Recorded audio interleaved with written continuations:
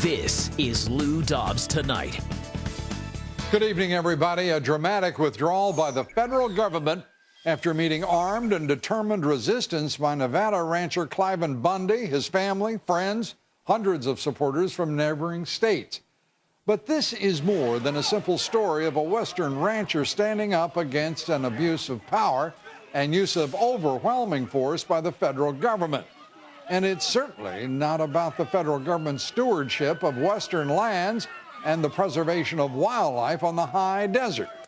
In this instance, merely doing what it must to protect a tortoise, one it turns out isn't endangered, and one which the U.S. Fish and Wildlife Service has admitted to euthanizing. The cowboys in Freedom won this weekend, and the coercive and overreaching federal bureaucrats were forced to turn tail.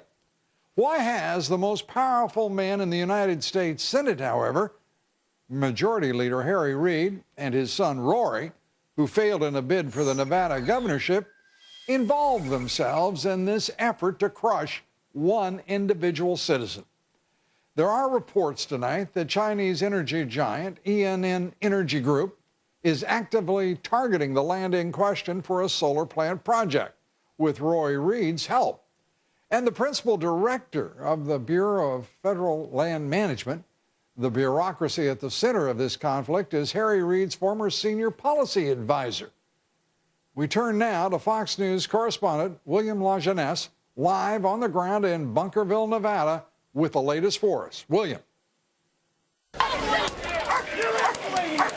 The Bureau of Land Management's problems began Thursday after this video hit YouTube.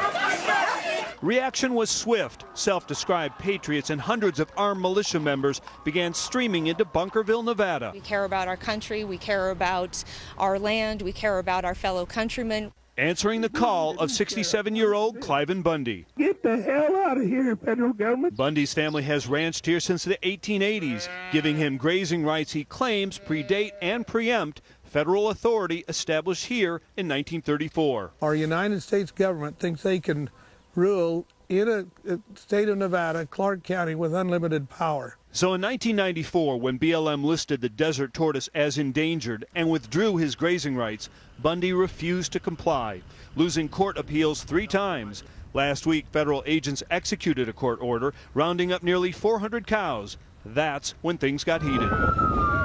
Bundy supporters closed a freeway and attempted to free his cattle from federal holding pens, using 36 cowboys on horseback, backed up by militia in firing positions. You read the Second Amendment, it's not just about guns. It starts out a well-regulated militia for the security of a free state. Is that not what happened yesterday? After a 30-minute standoff, the feds released the cows. Those cattle are ours. They're Cliven Bundy's family's cattle, and they stole them from us. The roundup by helicopter separated day-old calves from their mothers. 18 orphans as of Monday. They were drawn up. They were obviously they hadn't had any milk to drink from their mothers in several days. I'm not willing to pay the feds. As the last rancher in Clark County, Bundy claims the feds are using the tortoise as a ruse to force he and others off public land to make room for the Dry Lake Solar Zone, adjacent to Bundy's grazeland. Critics call it more than a coincidence. The new BLM director is a former policy advisor to Senator Harry Reid. And Reid endorsed the judge who originally ruled against Bundy for a seat on the U.S. Supreme Court, while Reid's son Rory is a lobbyist for a Chinese energy giant, ENN, which proposed building a $5 million solar plant in Clark County. So here's the irony. Turtles and solar also don't mix, according to environmentalists who are suing the BLM for approving solar permits in tortoise habitats, threatening the very species they're claiming to try to save. Now, the BLM still considers Bundy an outlaw and a deadbeat and say they will go after him in the courts. Now, Senator Harry Reid said late today that this is not over and that Cliven Bundy should not be permitted to break the law. Lou? William, thank you very much. And of course, no one, whether they hold elected office or are private citizens, should be above the law. Our first guest tonight says rancher Cliven Bundy's problem isn't that he didn't pay user fees or fines.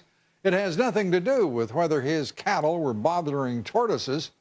It's simply that he's not a Harry Reid donor. Joining us tonight, Dana Loesch, conservative radio talk show host, anchor of The Dana Show on the Blaze TV network. Dana, good to have you with us.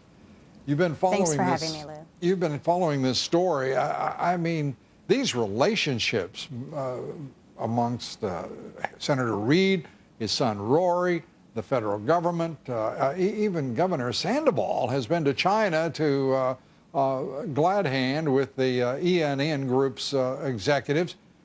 What is going on here? Well, that's the million-dollar question, isn't it, Lou? If there wasn't this sort of incestuous relationship between all of these donors and these individuals that had worked with Senator Reid, I think it would be fair to say that there's probably nothing going on here. But unfortunately, there's precedence which states otherwise. We know for a fact that there are a number of projects of Harry Reid donors that have received the golden stamp of approval from the Bureau of Land Management in this same particular area. One of those, and I gave example of that on air, was Harvey Whitmore, and this guy was convicted of illegal campaign contributions by the tens of thousands of dollars to Harry Reid. He had a development that was in this same area. The tortoise, that desert tortoise, was in the way, and very conveniently, Senator Harry Reid, after he reportedly approached the senator, the Bureau of Land Management just very conveniently moved the boundary lines of the tortoise habitat to better accommodate Harvey Whitmore, who again was convicted of illegal campaign contributions to Senator Harry Reid. So there, you have to ask the question. The law is the law, and I think we all agree on that, but it needs to be consistently applied, because what is the law if it is inconsistently applied? And what is the law as well if this is a law that is sort of based upon a bastardization of what constitutional law and what state law is dictating regarding private property? And so these are all questions that are finally coming up, because it's not just Nevada, Lou. There's this situation that's unfolding in New Mexico. We have a situation about private property in Colorado. We're seeing the same thing in Utah. Right. It really is kind of the battle of the West. It is a battle of the West, a classic struggle. And what we're also watching here is, without question whatsoever, when you bring 200 federal agents and law enforcement agents up against one man and what turns out to be more than a few hundred of his friends, but they started out with a ratio of 200 to 1, and that is just repulsive, repugnant as it can be for any American, whether they live in Nevada or New York City.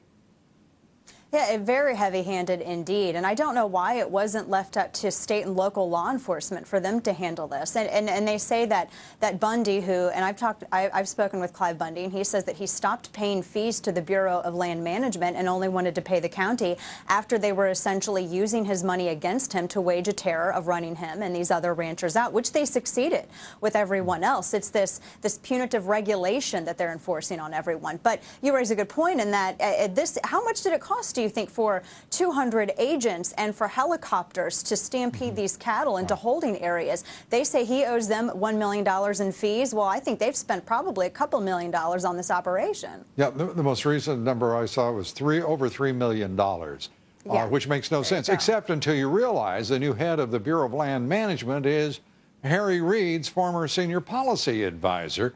The incestuous interrelationships here seem to speak of something much larger and, frankly, potentially sinister beyond simply a government trying to crush one citizen, as if that weren't enough. Right.